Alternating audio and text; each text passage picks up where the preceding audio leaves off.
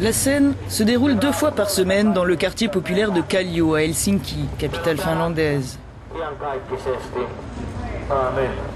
Le pasteur Ursti, à la tête d'une célèbre association caritative créée par son père, vient en aide aux plus démunis, dont le nombre ne cesse d'augmenter. Parmi eux, nombre de chômeurs, mais aussi des étudiants, des retraités et des salariés qui n'arrivent plus à joindre les deux bouts.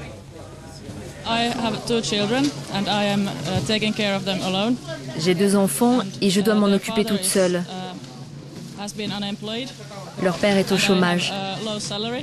Et moi j'ai un petit salaire. Les prix ne cessent d'augmenter. Le loyer ne cesse d'augmenter. L'avenir n'est pas réjouissant. Chaque semaine, quelques 3000 personnes viennent ici chercher de quoi manger et un peu de réconfort. Tous ceux qui travaillent ici sont bénévoles. L'association dépend uniquement de donations privées et ne reçoit aucune aide de l'État.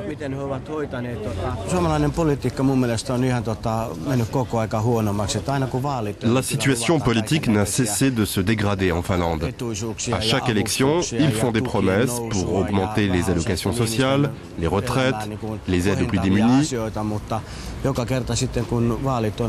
Mais après chaque élection, la situation ne fait qu'empirer et les aides diminuent. Le mécontentement grandit et le soutien au parti des vrais Finnois a augmenté radicalement. Les gens espèrent qu'à travers eux, il y aura un vrai changement politique.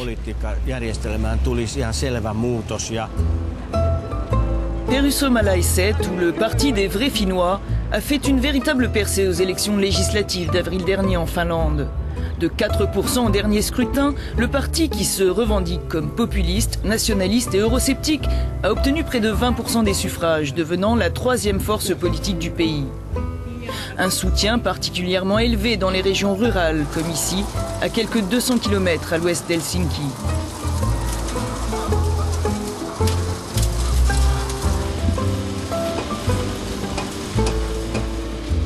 Tommy et Léa ont repris cette exploitation familiale il y a 6 ans. Leur situation, disent-ils, ne cesse de se dégrader.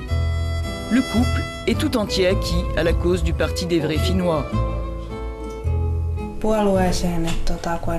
J'ai voté pour ce parti parce que c'est le seul qui défende vraiment les intérêts de notre pays et du peuple finnois. Le fossé entre les riches et les pauvres a beaucoup augmenté en Finlande et le gouvernement n'a pas fait ce qu'il fallait pour soutenir la population. Je suis aussi inquiet de l'évolution de la politique agricole européenne. La plupart des subventions agricoles sont définies par l'Union européenne et sur le court terme. Je ne suis pas d'accord. Il ne faudrait pas que l'Europe touche aux aides nationales aux agriculteurs. En ce moment, en Finlande, on les réduit, alors que dans des grands pays comme la France, par exemple, on les augmente. Et puis je suis aussi pour que la Finlande quitte la zone euro. Je pense que ça nous rendrait plus compétitifs, parce que l'euro est une monnaie chère.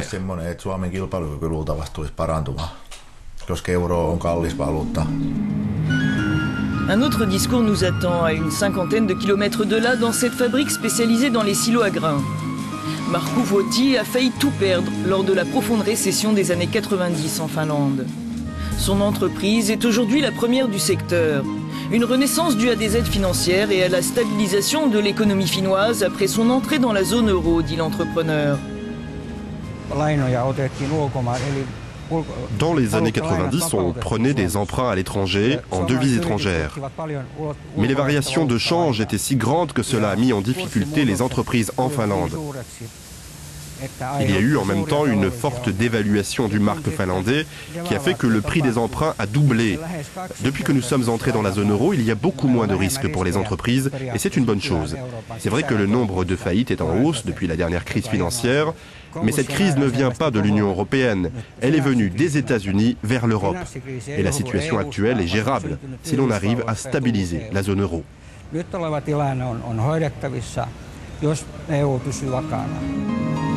Markku Vuoti a créé un réseau d'aide aux entreprises en difficulté. Il a rendez-vous ce jour-là avec le responsable d'une société de production audiovisuelle venu chercher conseil. Victime de malversations bancaires, il a connu lui aussi la faillite dans les années 90, époque où, dit-il, la libéralisation du système financier a permis tous les abus. Il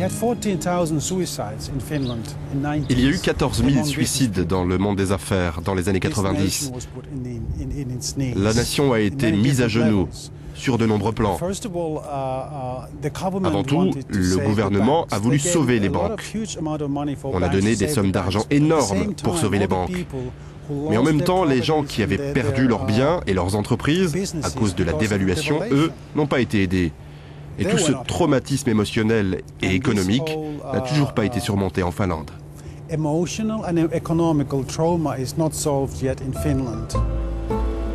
Traumatisme qui n'est pas étranger au succès des vrais Finnois, face aux grandes formations politiques du pays et à la réputation entachée de surcroît par des scandales de corruption.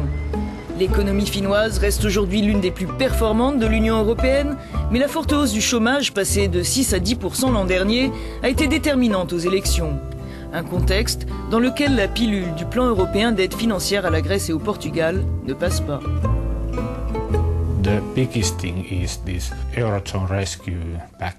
Le facteur le plus important du vote a été le plan de soutien financier de la zone euro.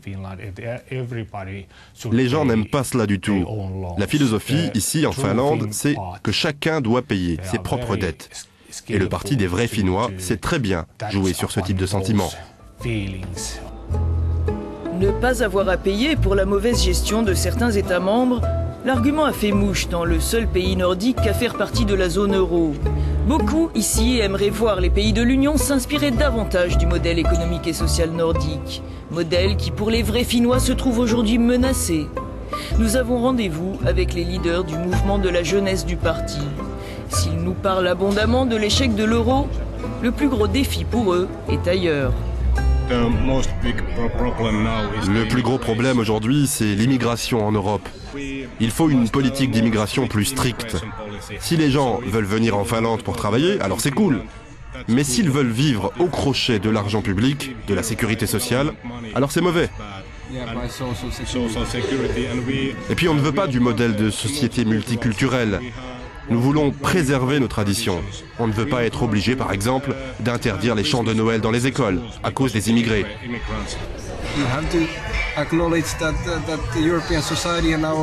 Il faut admettre que la société européenne et nos valeurs sont fondées sur la chrétienté.